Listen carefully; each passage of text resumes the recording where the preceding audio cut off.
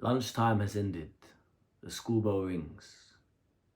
A young Kiri walks towards the sixth form block, climbs up the stairs, opens the door, and there he sees the staff room. I haven't really been in here, but a young Kiri goes up to the door, knocks on the door.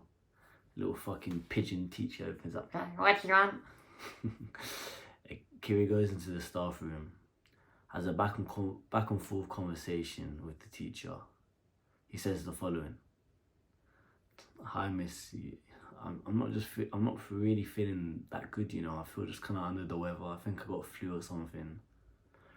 Kiri and the teacher go back and forth, and he's eventually given a sick note. He was allowed to leave school one period early. Kiri takes his sick note, puts it in his pocket, opens the door. The door behind him slams shut. As he's a second or two outside of the staff office, he thinks, did I really just lie to them?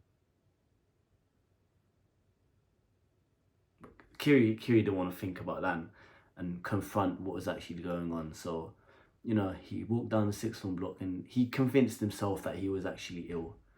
He just told himself that he has the flu. As he's walking out to go home and catch the bus, he sees his friend. We don't say names on this channel, but Musti, we're still friends to this day.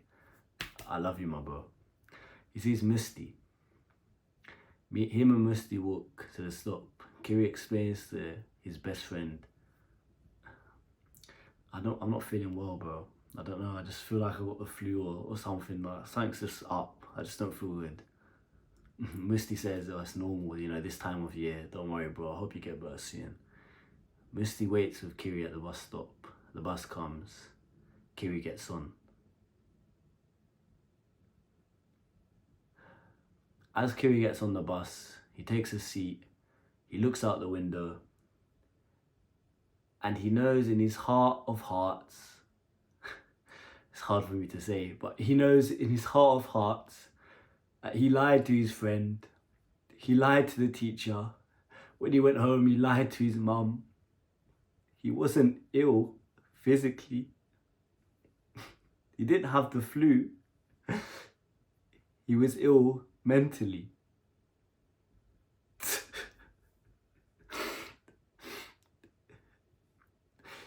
He was ill mentally, but he didn't want to confront it. Young Kiri from sixth form didn't want to tell anyone. A young Kiri had anxiety. A young Kiri truly didn't want to be at school because his previous friends snaked him.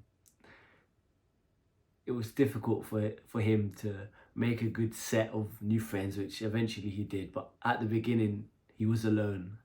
He was very vulnerable. And he simply ran away.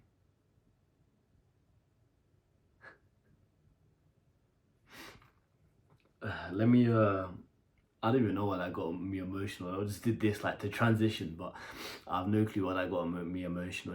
I'm just deep in it. Like, you know me, I never lie on this channel. I've never lied about everything I say is 100% the truth from my memory and from what I remember, 100%. I can't do it. But that time, I've never even really lied my whole life, even when I was small, but it technically is a lie. It is, because that wasn't the truth. I know it deep down, but can you blame me? I was going through vulnerability, being anxious, depression. I don't think I've ever been depressed, but I was really low. I just felt very alone and very vulnerable.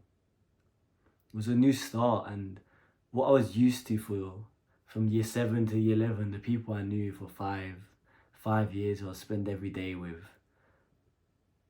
they weren't here anymore. And there was new people, and there was a mix, and I didn't fit in, and I was just, back then, I was so scared of change. So scared. I went to the same stop, to the same school, even sixth form. If anyone don't know, it's like 2 years after secondary and sixth form, so 7 years.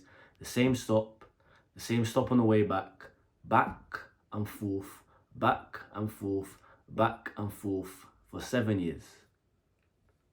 I didn't know anything else. To anyone who's experiencing anxiety, depression, any mental illness of the sort, I want to start by saying, I'm here. And I know what you're going to say. You hear this shit from everyone. I'm here. We're here to support you. These people don't know what the fuck they're talking about. As someone who's actually truly experienced anxiety, who is mentally ill to the point where, you see my other videos if you haven't, quickly, in the shower on a Wednesday, going to see my girlfriend, about to throw up, or didn't eat anything in the morning, going to see her, vomiting sometimes before she even came, anxious about this, what does this mean, where's my future going, scared about that, scared, such a confident, secure in himself guy before, years ago, scared about the future, an absolute pussy. And I do this because people see you as a pussy, or you're scared, or they put you in a box. But they don't understand. They don't get it. They're not like us two. They're not like me and you to understand what's really going on. Men and women, I believe, honestly, when it comes to mental health, we need to be treated differently. Okay? So, if you're a man watching this, which the majority of my audience are, you may kind of agree and it might click, but the treatment we get is the same that women should get when it comes to mental health. Like, we're here for you, this comforting, this loving, this feminine aura, right? I honestly believe, and from what I've seen, again, really respectful, my opinion, because I know it's a touchy thing, but I honestly believe that men deserve a more, I'm not going to say harsh, but a more motivate, become the man, purpose, level up, a sort of authority masculine figure. I honestly believe that if you're a man and you're anxious or you're depressed, it simply means if you become the man that you look in the mirror of and you're proud of, I believe that anxiety and depression, that illness, mental illness that you're experiencing, I honestly believe that it will be eradicated, if not be very small. I say this because when I was anxious, when I was sad, it's because I lacked purpose. It's because I didn't know who I was. I didn't know what my goal was. With women, they can have babies and, start a family. With men, it's like, none of us can get girls, no money, anything. It's just like, what we do, we're just floating about. Like, we don't really know what to do. As a man, if you get purpose and you get discipline and you get consistency and routine under your belt and you consistently perform, and over time you see yourself grow and level up into someone you look in the mirror and you're proud of, like I am at 25 years of age. I look in the mirror and I remember how I used to look, editors will put something, when I was 18.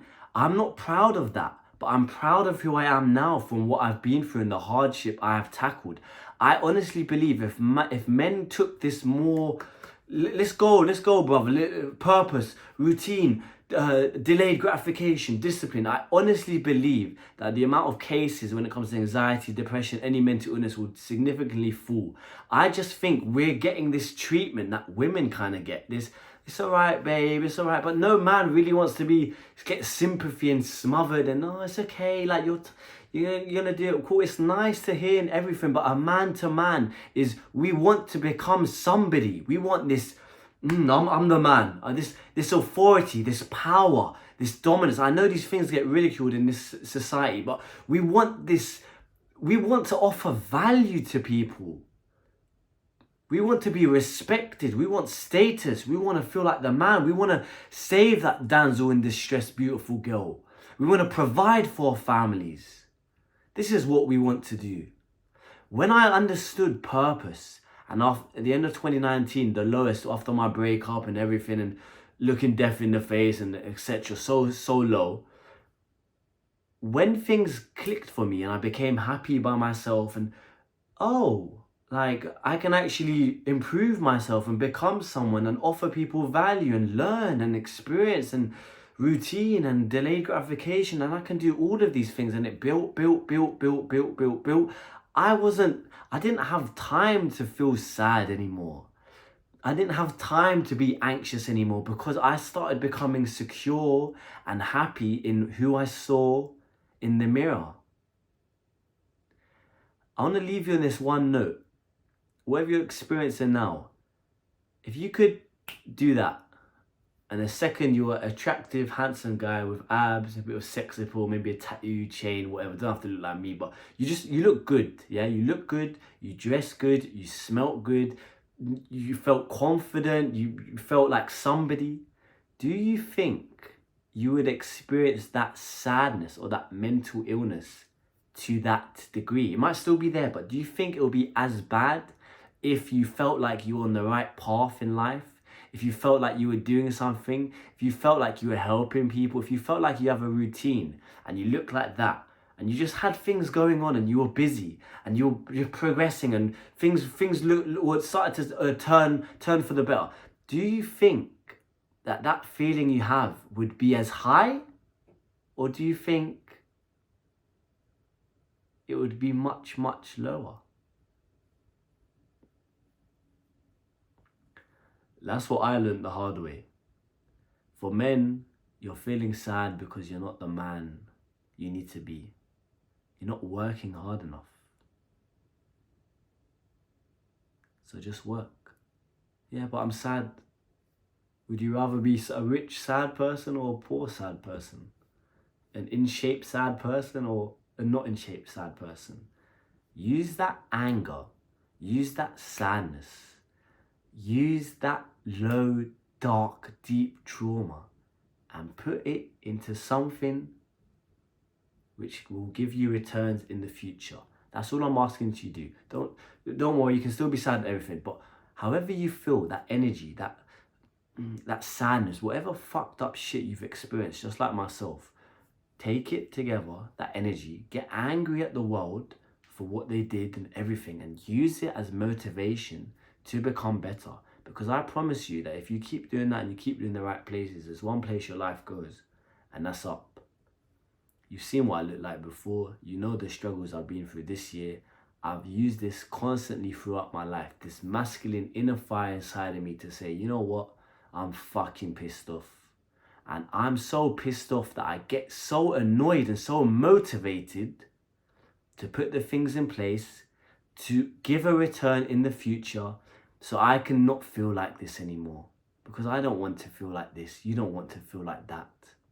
None of us want to.